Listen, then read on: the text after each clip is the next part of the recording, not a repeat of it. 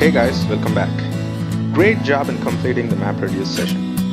So let's recap what we have learned so far. We have learned two important concepts in Hadoop, HDFS and MapReduce. In our HDFS sessions, we went over in great detail the core benefits that HDFS offers when compared to the traditional file systems. And also we saw how HDFS offers those key core benefits. We also understand the different internal components that make up HDFS architecture. Finally, and most importantly, with HDFS commands, we know how to operate HDFS. In our MapReduce sessions, we learned all about the phases in MapReduce programming model. We now also understand the different elements that constitutes a MapReduce program, like mapper, reducer, etc. We also know the internal components involved in a MapReduce program execution. Finally, we implemented few key important projects in MapReduce. Perfect. I'm very excited for today's session because we're going to learn about an awesome tool named Apache Pig. But before you proceed with today's session, make sure to finish the assignments from HDFS and MapReduce. Practicing what we learn is very important to get a good grasp on the concepts, and I cannot stress this enough. I'm stressing this for two reasons, right? One, I genuinely want you to be very successful in Hadoop. Two, I want you to get the most out of the course.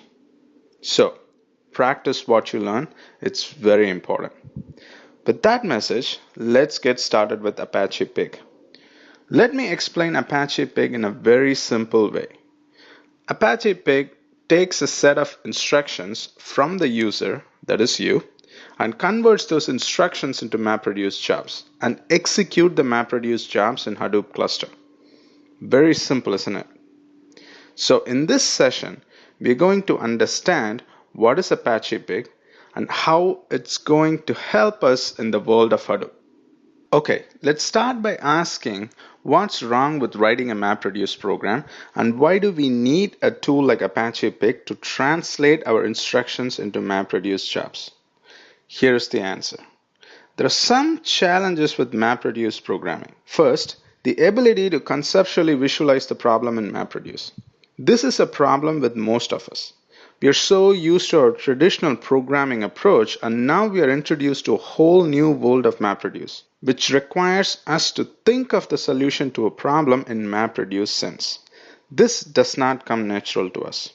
For example, given a file with row-by-row employee details like employee name, employee ID, department ID, salary, etc., think of how you would calculate the average salary by department in MapReduce.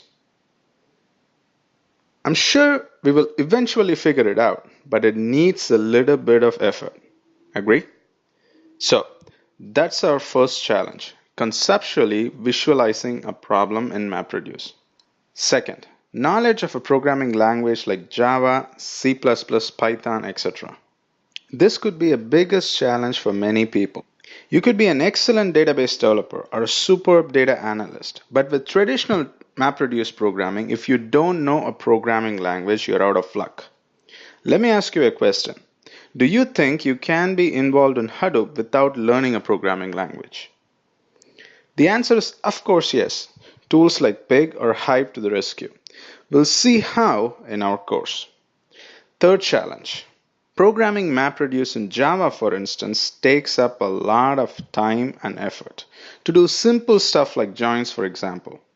Think about this. If you are dealing with data, join operations are the most rudimentary operations you would expect to do on your data sets on a regular basis. But joins are very difficult and time-consuming to implement in MapReduce. Again, Pig to the rescue. With a simple one-line instruction in Apache Pig, you can perform joins. Pig in the background will do the heavy lifting for us by writing the needed MapReduce jobs and execute them in the Hadoop cluster. How awesome is that? Last challenge, time and effort.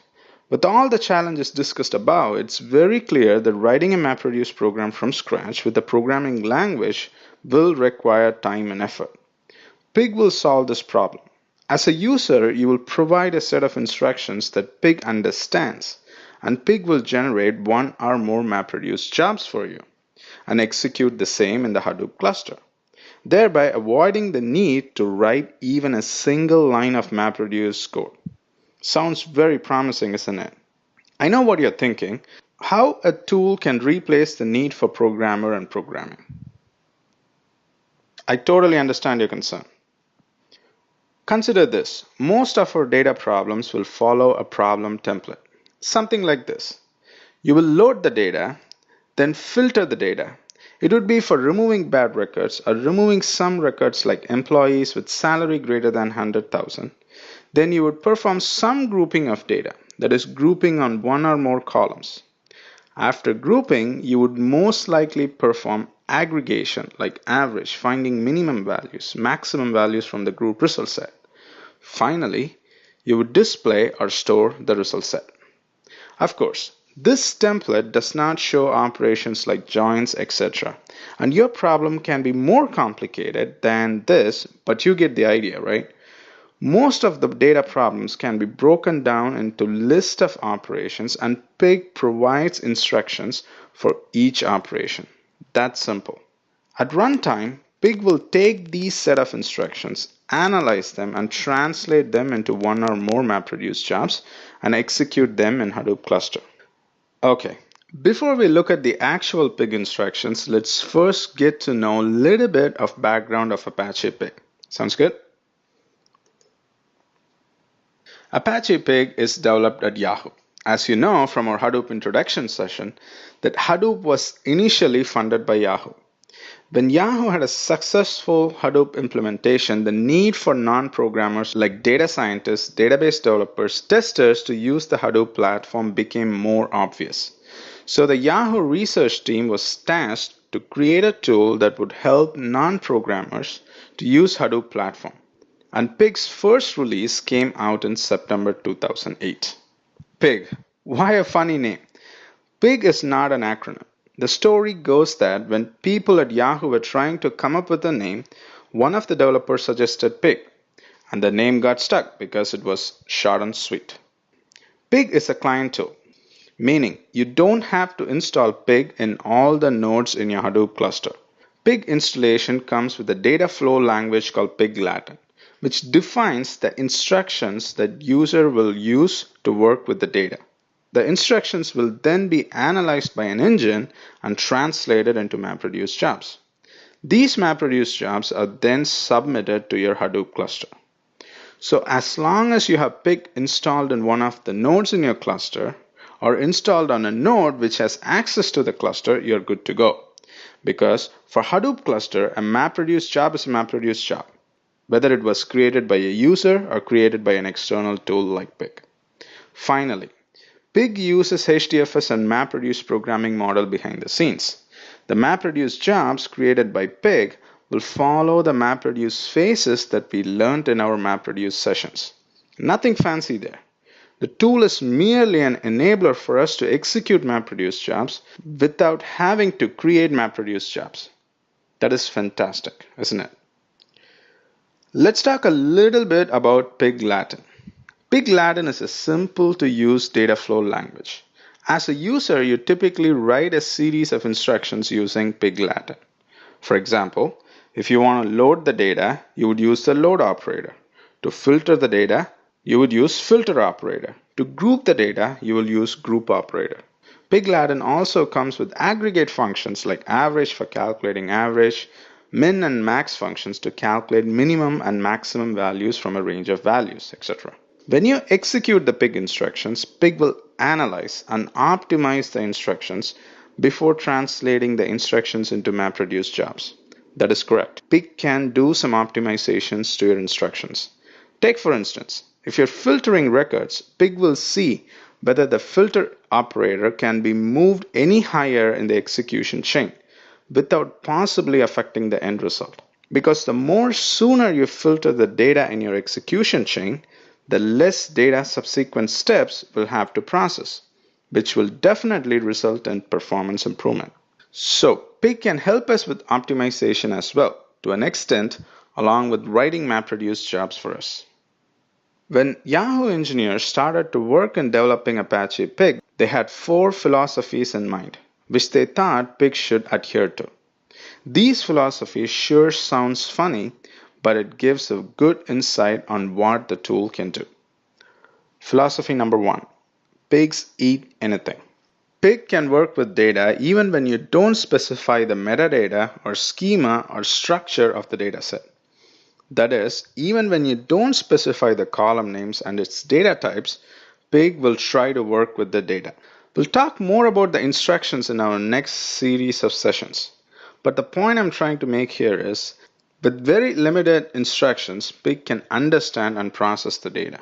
And also, the data doesn't have to follow a strict schema. In a big data world, you will be getting your data from multiple data points. And not always you can expect your data will be structured. Pig is well suited for unstructured or semi-structured data sets as well. Also, Pig is very forgiving when all the data in your dataset does not adhere to a strict schema. Again, we'll talk more about this when we look into Pig instructions in the upcoming lessons. Next philosophy, Pig Fly. Pig is built ground up with big data performance requirements in mind. Pig has an optimizer that could rearrange operators to optimize performance. Also, new requirements and enhancements are made to Pig with performance considerations in mind.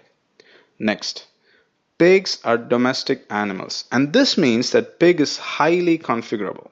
Pig allows you to write user-defined functions in Java and easily allow you to integrate the code. So you're not stuck with just the functions and operators supplied by Pig. You can write your own code as well. And we'll see more of that in the later lessons.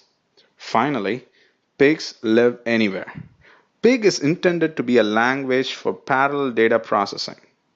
That is, it is not tied to one particular framework like Hadoop. So far, it is very successful with Hadoop. We have to wait and see how this philosophy is going to shine in the future.